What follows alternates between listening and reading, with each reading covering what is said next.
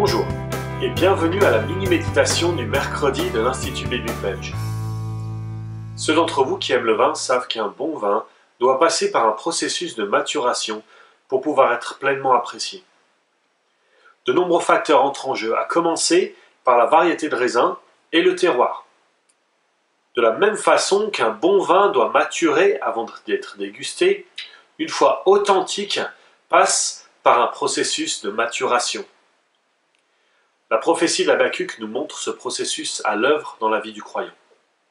Elle s'ouvre sur un prophète en proie au doute et se referme sur un homme confiant dans l'œuvre de son Dieu. Un pasteur britannique du XXe siècle a d'ailleurs intitulé un court commentaire sur Habacuc « De l'angoisse à la foi ». Au cours des 5 méditations qui suivent, je vous propose un survol d'Habacuc afin d'observer ce processus de maturation à l'œuvre.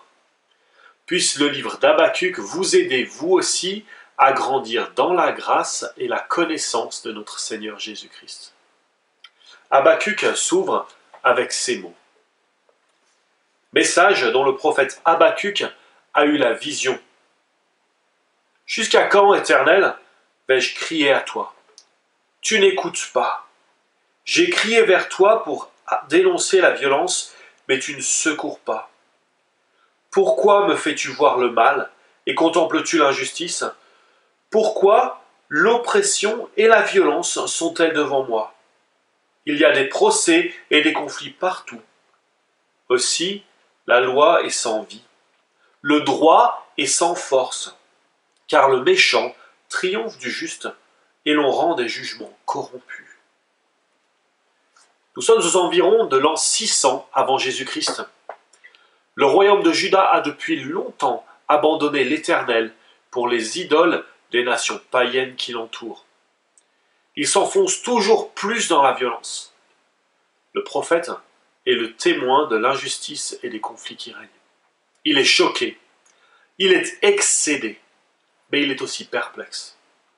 Il ne comprend pas pourquoi Dieu n'intervient pas. Il se tourne vers Dieu, donc, dans la prière. Il ne craint pas de faire face à Dieu avec ses questions. Dans nos milieux évangéliques, il est parfois mal vu d'avoir des doutes. Mais ces versets nous encouragent. Ils nous encouragent à nous tourner vers Dieu pour lui poser nos questions. Exprimer nos doutes à Dieu n'est pas un manque de foi. Au contraire, c'est une expression de la foi. En effet, se tourner vers Dieu, c'est croire qu'il va répondre. À travers son questionnement, le prophète exprime sa foi. Dieu n'a pas encore répondu à ses prières, mais il est persuadé qu'il répondra. Êtes-vous perplexe face à un monde qui semble s'effondrer?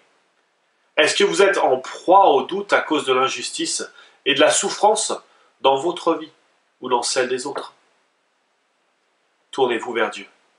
Ne craignez pas de lui poser vos questions. L'accès à son trône est ouvert à tous ceux qui ont mis leur foi en Jésus-Christ.